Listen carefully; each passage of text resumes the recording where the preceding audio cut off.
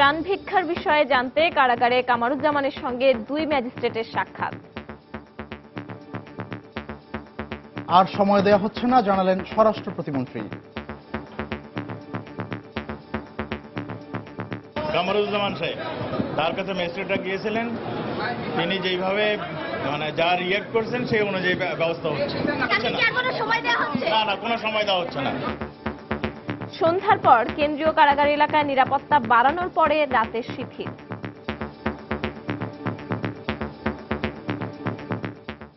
দেখছিলেন প্রধান শিরোনাম। রাত 11টার সময় সঙ্গে আছি আমি মিজানুর রহমান কবির এবং আমি পারমিতাহীন। এবার অন্যান্য শীর্ষ সংবাদ। 3 মাস ধরে নাশকতায় মানুষ পুড়িয়ে মারা হলেও দেশ বিদেশের মানবাধিকার সংস্থাগুলোর ভূমিকা নিয়ে প্রধানমন্ত্রীর প্রশ্ন। সিটি কর্পোরেশন নির্বাচনের প্রতীক বরাদ্দ, সাইদ খোকন ইলিশ, মির্জা আব্বাস মগ, আনিসুল হক টেবিল ঘড়ি, তাবিতাউয়াল পেয়েছেন বাস। চট্টগ্রামে নাসির হাতি ও মঞ্জুর পেলেন কমলালেবু। কালবৈশাখী ঝড়ে কুষ্টিয়ার 3টি উপজেলার ফসলের ক্ষেত লন্ডভন্ড, ঋণ শোধের দুশ্চিন্তায় দিশেহারা কৃষক, সহায়তার আশ্বাস জেলা প্রশাসনের। মোবাইল ফোনের মাধ্যমে জনপ্রিয় হয়ে উঠছে ভ্যালু অ্যাডেড সার্ভিস, লভ্যাংশ নির্ধারণে অপারেটরদের অনিয়মের অভিযোগ, অস্বীকার গ্রামীণ ফোনের।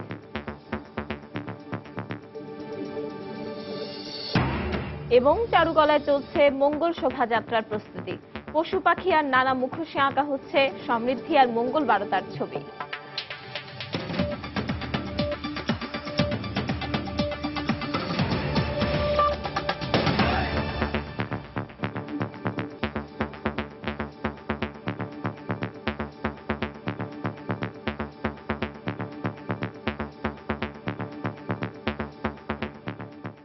স্বরাষ্ট্র প্রতিমন্ত্রী আসাদুজ্জামান খান কামাল জানিয়েছেন, মৃত্যুদণ্ডপ্রাপ্ত জামায়াত নেতা কামারুজ্জামানকে আর সময় দেওয়া হচ্ছে না। সন্ধ্যায় শিল্পকলা একাডেমিতে এক অনুষ্ঠান শেষে সাংবাদিকদের প্রশ্নের জবাবে তিনি একথা বলেন।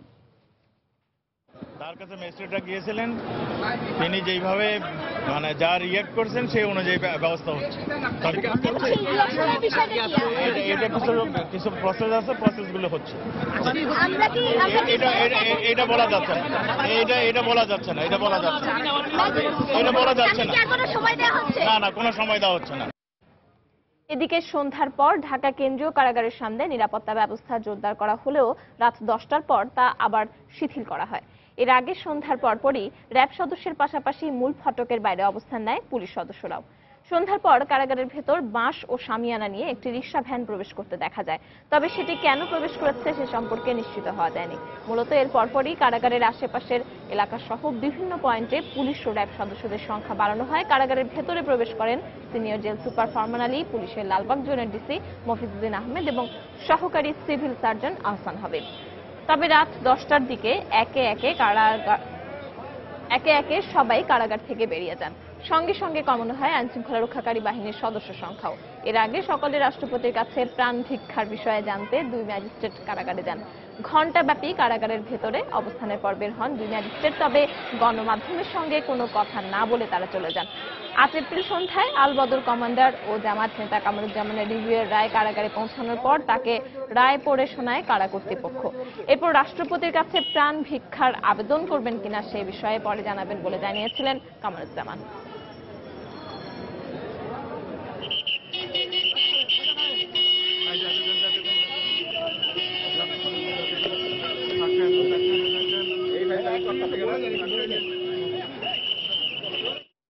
দর্শক, এই মুহূর্তে ঢাকা কেন্দ্রীয় কারাগারের সামনে আছেন আমাদের রিপোর্টার তানিন মেহেদি।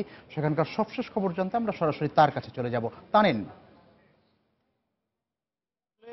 ঢাকা কেন্দ্রীয় কারাগারের সামনে আসলে আজকে সারাদিন ব্যাপী অনেক জল্পনা কল্পনা ছিল যে জামায়াত নেতা কামারুজ্জামানের ফাঁসি কখন কার্যকর করা হয়, এবং সেই জল্পনা কল্পনার প্রেক্ষিতে সন্ধ্যার পর থেকে কিন্তু কারাগার এলাকায় অনেকটা নিরাপত্তা ব্যবস্থা জোরদার করা হয়েছিল, যেটি রাত 10টার পরে কিন্তু সেই নিরাপত্তা ব্যবস্থা অনেকটা শিথিল করা হয়েছিল এবং এই মুহূর্তে কিন্তু শিথিল অবস্থা চলছে।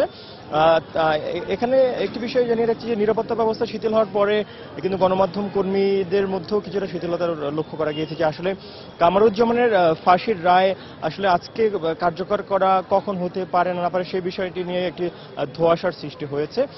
খুবই রাতে গণমাধ্যম কর্মীদের পক্ষ থেকে কামারুজ্জামানের পরিবারের সদস্যদের সঙ্গে যোগাযোগ করা হয়েছিল এবং কামারুজ্জামানের ছেলে হাসান ইকবাল যেটি গণমাধ্যম কর্মীদেরকে জানিয়েছেন যে কারা কর্তৃপক্ষের পক্ষ থেকে কিন্তু তাদের পরিবারের সদস্যদের সাথে কোনো যোগাযোগ করা হয়নি যে শেষবারের মতো কামারুজ্জামানের সঙ্গে তার পরিবারের সদস্যদের আসলে কখন দেখা সাক্ষাৎ করতে দেয়া হবে কিনা।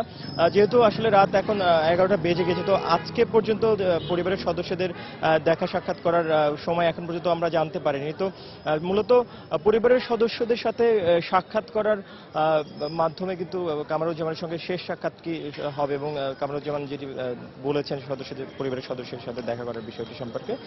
তো আসলে এখন আমাদেরকে অপেক্ষা করতে হচ্ছে সেই শেষ মুহূর্তটির জন্য যে কখন আসলে তার ফাঁসির রায় কার্যকর করা হবে। তো খবির, এখনকার মতো এই ছিল আমার কাছে থাকা সবশেষ খবর। খবির। তানিন মেহেদী আমাদেরকে জানাচ্ছিলেন ঢাকা কেন্দ্রীয় কারাগারের সামনে থেকে সেখানকার আপাতত পরিস্থিতি। 3 মাস ধরে নাশকতায় মানুষ পুড়িয়ে মারা হলেও দেশ বিদেশের মানবাধিকার সংস্থাগুলোর নীরব ভূমিকা নিয়ে প্রশ্ন তুলেছেন প্রধানমন্ত্রী শেখ হাসিনা। বলেছেন এরা বিশেষ উদ্দেশ্য নিয়ে কাজ করে। রাতে গণভবনে আওয়ামী লীগের উপদেষ্টা পরিষদের বৈঠকে তিনি একথা বলেন। এ সময় প্রধানমন্ত্রী আরো বলেন, ন্যূনতম মনুষ্যত্ববোধ থাকলে পেট্রোল বোমা দিয়ে যারা মানুষ মারে সেই বিএনপিকে কেউ সমর্থন করবে না।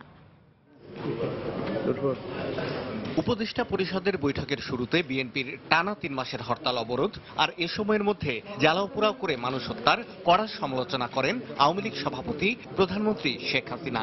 বাংলাদেশে মানুষ পুড়িয়ে হত্যার সময় দেশি বিদেশি মানবাধিকার সংস্থাগুলোর নীরব ভূমিকারও তীব্র সমালোচনা করেন তিনি। আন্তর্জাতিক হিউম্যান রাইটস ওয়াচদের জ্বালায় তো আমরা অস্থির থাকি, তাদের মুখ এখন বন্ধ থাকে কিভাবে? তারা কেন মুখ বন্ধ? তারা মিথ্যা মানুষের নামে তালিকা দিয়ে বিশ্বব্যাপী আমাদের সরকারের বিরুদ্ধে অপপ্রচার করলো, আর এখানে যে একেবারে জ্যান্ত মানুষগুলিকে পুড়িয়ে মারলো, তখন এদের কোনো মুখেও কথা নাই, কলমেরও কালি শেষ, কলমেও জোর নাই। তাহলে তারা কি? তারাও তো এর জন্য দায়ী। এদের কোনো হিউম্যান রাইটস বলে কোনো কিছু না, চরম সুবিধাবাদী এবং কোন একটা উদ্দেশ্য তাদের। শেখ হাসিনা বলেন, বিএনপি জনগণের জন্য রাজনীতি করলে এভাবে মানুষ হত্যা করতে পারত না। তিনি বলেন, কোন বিবেকবান মানুষ এই মানুষ হত্যাকারীদের সমর্থন করতে পারে না।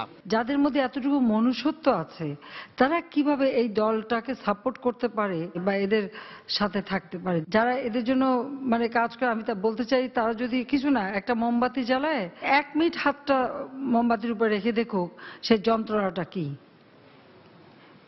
কেউ যদি ওই যন্ত্রণাটা সহ্য করতে পারে, তাহলে হ্যাঁ, তারা যদি বিএনপিকে ভোট দেয় আমার কোনো আপত্তি নেই, বা বিএনপির জন্য কাজ করে বা বিএনপির পক্ষে দাঁড়ায় আমার কোনো আপত্তি নেই। 3 মাস ধরে দেশ জুড়ে জঙ্গি কর্মকাণ্ড চালিয়েছে বিএনপি, এমন মন্তব্য করে প্রধানমন্ত্রী বলেন, এর সঙ্গে জড়িত কাউকেই ছাড় দেয়া হবে না। এই ধরনের জঙ্গিবাদী কর্মকাণ্ড, মানুষকে পোড়ানো, মানবাধিকার লঙ্ঘন যারা করবে তাদেরকে দমন করার জন্য যেখানে যে ধরনের পদক্ষেপ নেওয়া দরকার সেই ধরনের পদক্ষেপই আমাদের নিতে হবে, এবং আমরা তাই নিয়েছি, এবং এই অভিযান চলতেই থাকবে।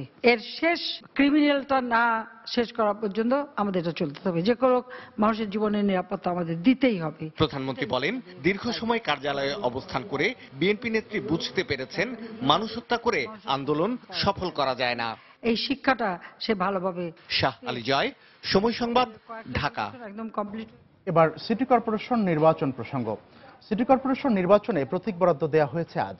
ঢাকা দক্ষিণে আওয়ামী লীগ সমর্থিত মেয়র প্রার্থী সাঈদ খোকন পেয়েছেন ইলিশ মাছ, আর উত্তরে আনিসুল হক পেয়েছেন টেবিল ঘড়ি প্রতীক। অন্যদিকে দক্ষিণে বিএনপি সমর্থিত প্রার্থী মির্জা আব্বাস মগ ও উত্তরে তাবিথ আউয়াল পেয়েছেন বাস প্রতীক। কামরুজ্জামান মামুনকে সঙ্গে নিয়ে আরো জানাচ্ছেন সৌমিত্র শুভ্র।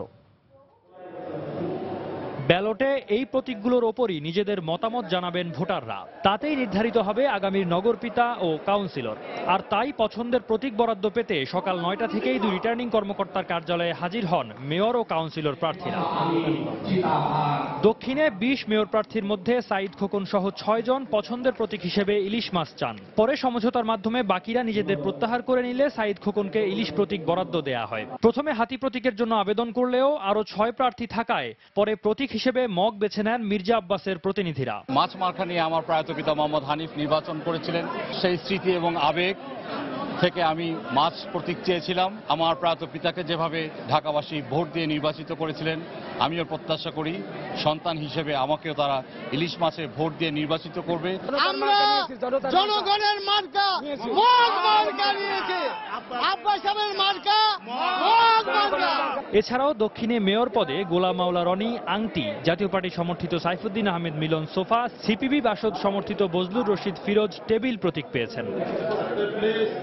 অন্যদিকে উত্তর সিটি কর্পোরেশনে মেয়র পদে আওয়ামী লীগ সমর্থিত আনিসুল হক পেয়েছেন টেবিল ঘড়ি, আর বিএনপি সমর্থিত তাবিদ আউয়াল বাস প্রতীক পেয়েছেন। টেলিস্কোপ প্রতীক পেয়েছেন জুনায়েদ সাকি। আদর্শ ঢাকা আন্দোলনের ক্যান্ডিডেট হিসাবে আমি এখন মাঠে নামছি, যে আমি আশাবাদী আছি যে জনগণ আমাদেরকে অবশ্যই ভোট দিয়ে জয়লাভ করবে। জনগণের উপরে আমাদের ভরসা, আমরা বিশ্বাস করি জনগণ এই পরিবর্তনকে সম্ভব করে তুলবেন এবং আমরা এই নির্বাচনে বিজয়ী হব। এছাড়া জাসদ সমর্থিত প্রার্থী নাদের চৌধুরী পেয়েছেন ময়ূর প্রতীক, বিএনএফ সমর্থিত প্রার্থী AYM কামরুল ইসলাম পেয়েছেন ক্রিকেট ব্যাট, জাতীয় পার্টি সমর্থিত প্রার্থী বাহাউদ্দিন বাবুল পেয়েছেন চরকা প্রতীক। প্রতীক বরাদ্দ শেষে প্রার্থীদের নির্বাচনী আচরণবিধি মেনে চলার নির্দেশনা দেন রিটার্নিং কর্মকর্তারা। আমরা আশা করছি আমাদের প্রতিদ্বন্দ্বী প্রার্থীদের মধ্যে প্রতিদ্বন্দ্বিতা খুব চমৎকার হবে এবং প্রত্যেক প্রতিদ্বন্দ্বী প্রার্থী ভোটারদের নিকটে যাবে এবং আচরণবিধি অনুসরণ করবে। প্রার্থীদের আগামী 13 তারিখ নির্বাচন কমিশনের সঙ্গে মতবিনিময়ের আমন্ত্রণ জানান তারা। সকল প্রার্থীকে আমন্ত্রণ রইল আমার তরফ থেকে। সৌমিত্র শুভ্র, সময় সংবাদ, ঢাকা। এদিকে চট্টগ্রাম সিটি কর্পোরেশন নির্বাচনে আওয়ামী লীগ সমর্থিত মেয়র প্রার্থী আজম নাসিরউদ্দিনকে হাতি প্রতীক এবং বিএনপি সমর্থিত প্রার্থী এম মঞ্জুর আলমকে কমলা লেবু প্রতীক বরাদ্দ দেওয়া হয়েছে। সকাল 9:45 থেকে নগরীর মুসলিম হলে রিটার্নিং কর্মকর্তার অস্থায়ী কার্যালয়ে মেয়র ও কাউন্সিলর প্রার্থীদের প্রতীক বরাদ্দ দেওয়া হয়। রিটার্নিং অফিসার আব্দুল বাতেন প্রার্থীদের মাঝে প্রতীক বরাদ্দ দেন। মেয়র পদে 12 জন, 41টি সাধারণ কাউন্সিলর পদে 213 জন এবং 14টি সংরক্ষিত মহিলা কাউন্সিলর পদে 61 জন প্রার্থীকে প্রতীক বরাদ্দ দেওয়া হয়। 3 পদে প্রার্থীর সংখ্যা 286 জন। তবে কোনো প্রতীক একাধিক প্রার্থী চাইলে সেক্ষেত্রে লটারির মাধ্যমে বরাদ্দ দেওয়া হয়। কমলালেবু প্রতীকের জন্য 2 জন প্রার্থী আগ্রহ দেখালে সমঝোতার মাধ্যমে এম মঞ্জুর আলমকে কমলালেবু প্রতীক বরাদ্দ দেওয়া হয়। আর হাতি প্রতীকের জন্য 4 জন প্রার্থী আগ্রহ দেখালে লটারির মাধ্যমে আজম নাসিরউদ্দিন হাতি প্রতীক পান।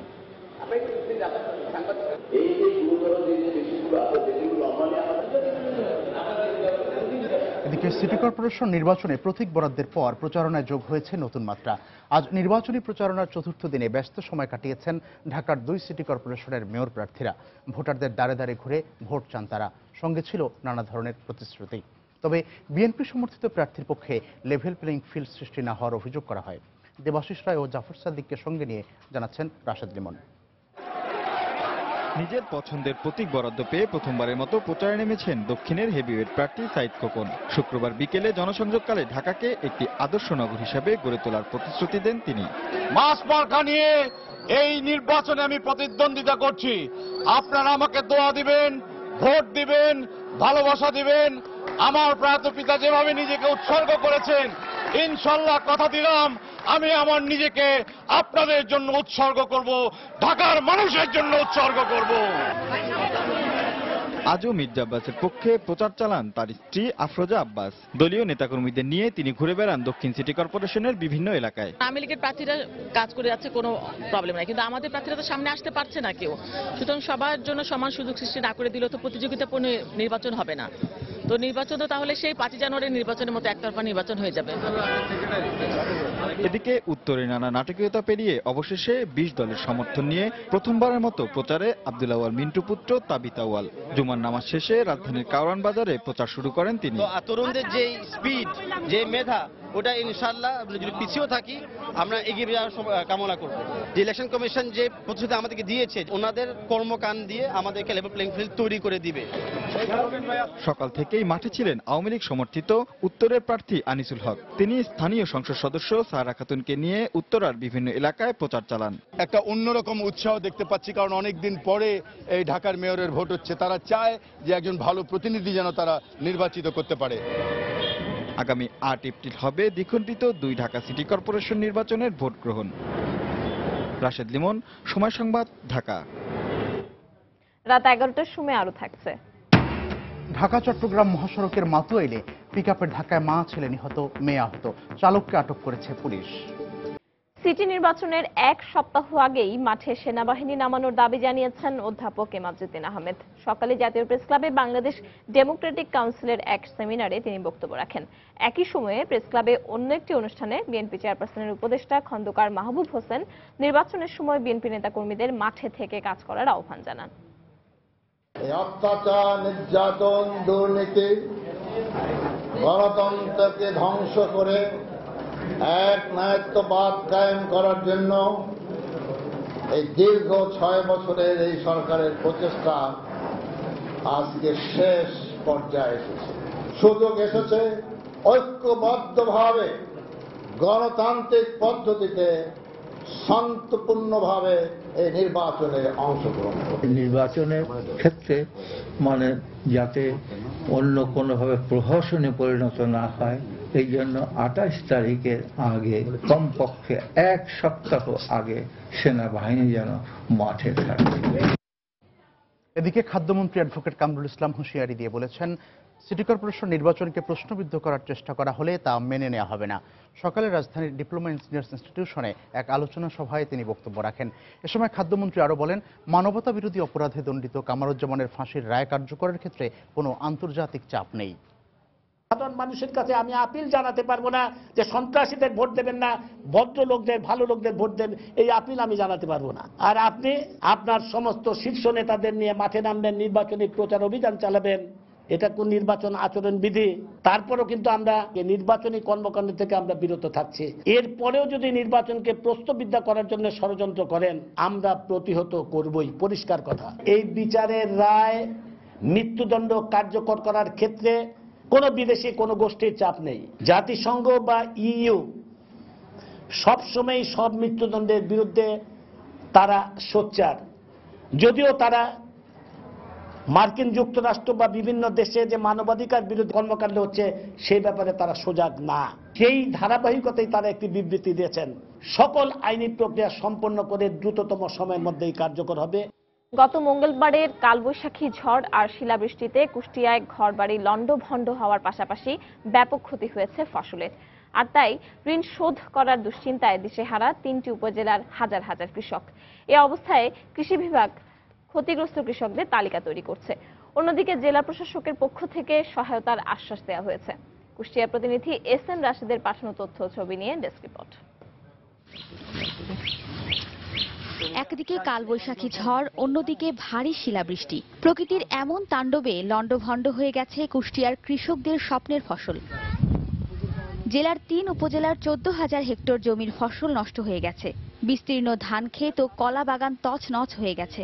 এছাড়া ভুট্টা, পেঁয়াজ, গম ও মরিচ সহ বিভিন্ন ফসলের ব্যাপক ক্ষতি হয়েছে। কালবৈশাখীতে একদিকে মানুষ গৃহহারা হয়েছে, তার উপর ফসলের এমন ক্ষতিতে দিশেহারা হাজার হাজার কৃষক। মাঠের ধান ফসল সব শেষ হয়ে গেছে, এখন আমার বাঁচার মতো কায়দা নেই, কি খেয়া বাঁচবো। পেঁয়াজগুলো শিলাবৃষ্টিতে ফেটে মেটে এখন পানি বেঁধে রয়েছে, আর তোলার কায়দা নেই, সব শেষ হয়ে গেছে এই শিলাবৃষ্টিতে।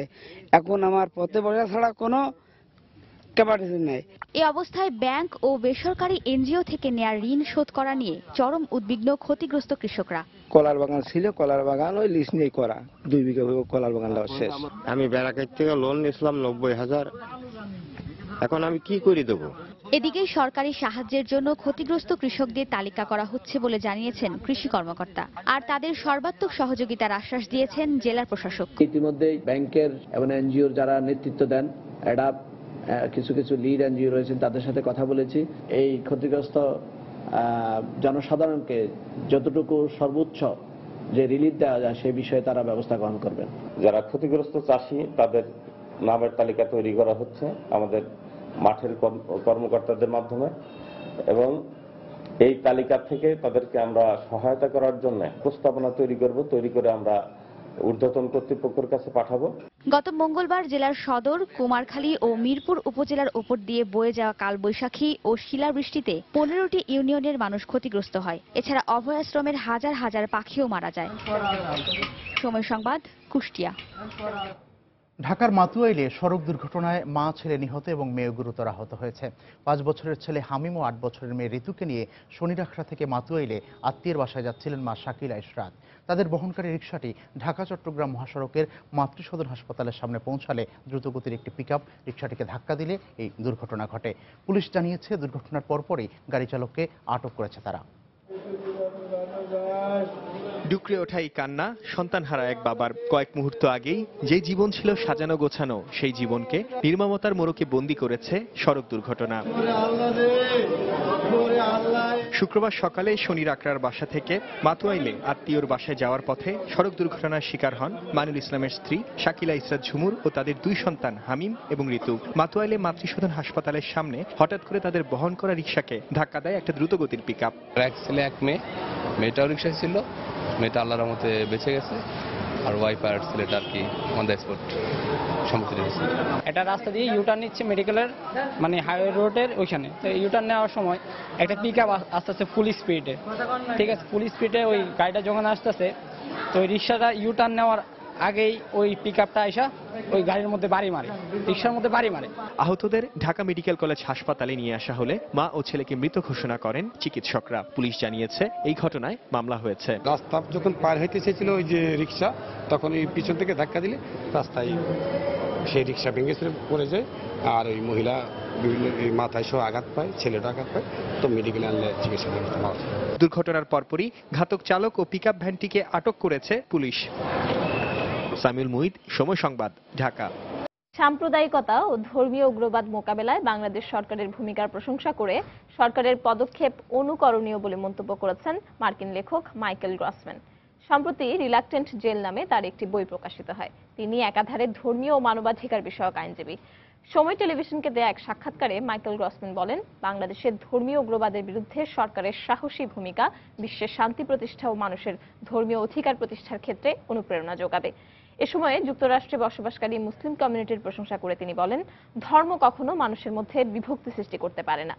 গত 40 বছর ধরে নিউ ইয়র্কে আইন পেশায় নিয়োজিত গ্রসম্যান জাতীয় পর্যায়ে ধর্মীয় অধিকার বিষয়ক সংগঠনেরও নেতৃত্ব দিয়েছেন বিভিন্ন সময়ে। বিশ্বের বিভিন্ন দেশের ধর্মীয় পরিবেশ নিয়ে কাজ করেছেন তিনি। আর মাত্র 3 দিন, এরপরই বর্ষবরণে মেতে উঠবে বাঙালি জাতি। নিজস্ব সংস্কৃতিকে বিশ্বের কাছে পরিচয় করিয়ে দিতে 25 বছর আগে পহেলা বৈশাখে মঙ্গল শোভাযাত্রার যে সূচনা করে ঢাকা বিশ্ববিদ্যালয়ের চারুকলা ইনস্টিটিউট, তা আজ এক উৎসবের নাম, এজন্য এক মহামিলন মেলা। বাংলা নববর্ষে সব শ্রেণী পেশার মানুষকে এক করতে প্রতি বছরের মতো চলছে এবারও প্রস্তুতি। চারুকলা ইনস্টিটিউটের সেই প্রস্তুতির কথা জানাচ্ছেন শাতিলা শারমিন। প্রস্তুতি শুরু প্রায় 1 মাস আগে থেকে। কারিগররা প্রতি বছরই এ সময়ের জন্য কাজ করেন চারুকলা অনুষদ প্রাঙ্গণে। 1 মাস কাম হয়, রাত 12টা 1টা কাজ করি। দিনরাত এক করে নাওয়া খাওয়া ভুলে শিক্ষার্থী শিল্পীরা একটু একটু করে কাঠামো গড়ে তুলেছেন পাখি, হাতি, ঘোড়া, বাঘ আর ছাগল প্রতিকৃতি। এবারের মঙ্গল শোভাযাত্রায় সবচেয়ে বেশি 10টি প্রতিকৃতি শোভা পাবে বলে জানালেন তারা। অপশক্তির কাছে বন্দী সাধারণ মানুষ, এমন চিন্তাকে ধারণ করে তৈরি হচ্ছে বড় একটি হাত। দেশের সমৃদ্ধিকে প্রকাশ করবে মা ও শিশু। আর শিল্পী যামিনী রায়ের স্মরণে থাকছে হাতির প্রতিকৃতি। বাঁশ দিয়ে ফার্স্টে শেপ দেওয়া হচ্ছে, তারপর ওগুলো থেকে পেপার দিয়ে কালার করা হবে। 3 দিনের মধ্যে আমরা প্রায় শেষ করে ফেলতে পারবো। পরিশ্রমটা তখনই সফল হবে যখন সবকিছু প্রপারলি আমরা প্রেজেন্ট করতে পারবো। নানা রঙের মুখোশ না থাকলে কি চলে, সাথে থাকছে রং বেরঙের চরকিও। শিক্ষার্থীরা জানালেন, প্রকৃতিতে চলছে বৈশাখী রঙের বাহার। কারিগরের হাতের কাজে তাই থাকবে উজ্জ্বল রঙের প্রাধান্য। অনেক আলো জ্বালতে হবে মনের অন্ধকারে। মানব মনকে কলুষতা মুক্ত করার এমন প্রতিপাদ্য নিয়ে চলছে এবছরের বৈশাখের সব আয়োজন। অনেক আলো জ্বালতে হবে মনের অন্ধকারে, এটা হচ্ছে আমাদের বৈশাখের মূল থিম। আমার দেশের কৃষ্টি কালচার সমস্ত মানুষের কাছে পৌঁছানোর পাশাপাশি সারা বিশ্বে পৌঁছাচ্ছে। লোকজ সংস্কৃতি আর সাম্প্রতিক নানা সমস্যা তুলে ধরে প্রতি বছর যে মঙ্গল শোভাযাত্রা বের হয়, এবারে মঙ্গল শোভাযাত্রার প্রস্তুতি কিন্তু অনেকটাই শেষ হয়ে এসেছে। মঙ্গল শোভাযাত্রার জন্য প্রস্তুত হয়েছে নানা ধরনের কাঠামো। আর এইসব কাঠামোতে শিল্পী তুলির রং পড়লেই তা প্রস্তুত হয়ে যাবে বৈশাখের মঙ্গল শোভাযাত্রার জন্য। শাতিলা শারমিন, সময় সংবাদ, ঢাকা।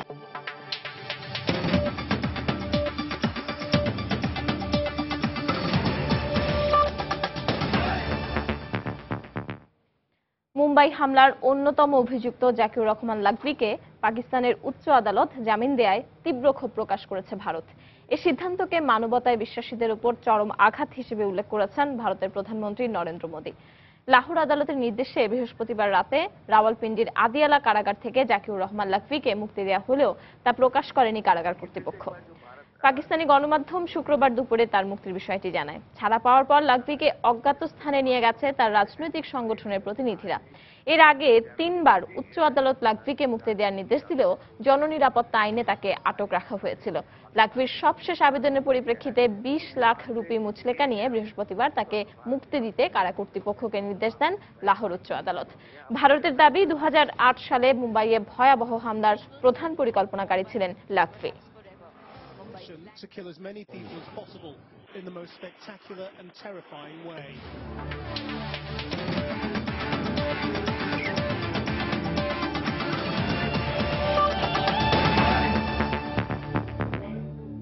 মিরপুরে অনূর্ধ্ব 19 ওয়ানডে সিরিজের দ্বিতীয় ম্যাচেও আধিপত্য দেখালো বাংলার ইয়াং টাইগাররা। দক্ষিণ আফ্রিকাকে 140 রানে হারিয়ে 7 ম্যাচ সিরিজে 2-0 এগিয়ে গেল বাংলাদেশ। টসে জিতে প্রথমে ব্যাট করতে নেমে 50 ওভারে 4 উইকেটে 259 রান করে বাংলাদেশ। জবাবে ব্যাট করতে নেমে 43.2 বলে মাত্র 119 রানেই গুটিয়ে যায় প্রোটিয়ারা। ম্যাচ সেরা হয়েছেন বাংলাদেশের অধিনায়ক নাজমুল হোসেন শান্ত। টসে জিতে ব্যাটিংয়ে নেমে দলীয় 36 রানে ওপেনার সাইফ ফিরে যাওয়ার পর নিয়মিত বিরতিতে উইকেট হারাতে থাকে বাংলাদেশ। চতুর্থ উইকেটে অধিনায়ক শান্তর সঙ্গে জাকির হোসেন যোগ করেন 107 রান। শান্ত 73 রানে আউট হওয়ার পর জাকির 81 রানে অপরাজিত থাকলে 259 রানের সংগ্রহ পায় বাংলাদেশ দল। জবাবে ব্যাট করতে নেমে স্কোর বোর্ডে মাত্র 22 রান তুলতেই 2 উইকেট হারায় অতিথিরা। প্রোটিয়া যুবাদের আসা যাওয়ার মিছিলে কিছুটা ব্যতিক্রম ছিলেন উইকেটরক্ষক ব্যাটসম্যান কেইলি ভেরেইডি। প্রোটিয়াদের পক্ষে সর্বোচ্চ 47 রান করেন তিনি। তবে শেষ পর্যন্ত দলের হার এড়ানো যায়নি। রাত 11টার সময়ের এই পর্যায়ে শীর্ষ সংবাদ জানিয়ে দিচ্ছে আরেকবার। কামারুজ্জামানের সঙ্গে 2 ম্যাজিস্ট্রেটের সাক্ষাৎ আর সময় দেয়া হচ্ছে না, জানালেন স্বরাষ্ট্র প্রতিমন্ত্রী। সন্ধ্যায় কারাগারের নিরাপত্তা বাড়ানোর পর রাতে শিথিল। 3 মাস ধরে নাশকতায় মানুষ পুড়িয়ে মারা হলেও দেশ বিদেশের মানবাধিকার সংস্থাগুলোর ভূমিকা নিয়ে প্রধানমন্ত্রীর প্রশ্ন। সিটি কর্পোরেশন নির্বাচনের প্রতীক বরাদ্দ। সাইদ খোকন ইলিশ, মির্জা আব্বাস মগ, আনিসুল হক টেবিল ঘড়ি, তাবিতাউয়াল পেয়েছেন বাস। চট্টগ্রামে নাসির হাতি ও মঞ্জুর কমলা লেবু। কালবৈশাখী ঝড়ে কুষ্টিয়ার 3টি উপজেলার ফসলের ক্ষেত লন্ডভন্ড। ঋণ শোধের দুশ্চিন্তায় দিশেহারা কৃষক, সহায়তার আশ্বাস জেলা প্রশাসনের। এবং চারুকলায় চলছে মঙ্গল শোভাযাত্রার প্রস্তুতি। পশু পাখি আর নানা মুখোশে আঁকা হচ্ছে সমৃদ্ধি আর মঙ্গলবারতার ছবি। এই ছিল রাত 11টার সময়। যে কোনো খবর পেতে ভিজিট করুন সময়নিউজ.tv। সঙ্গে থাকুন সময়।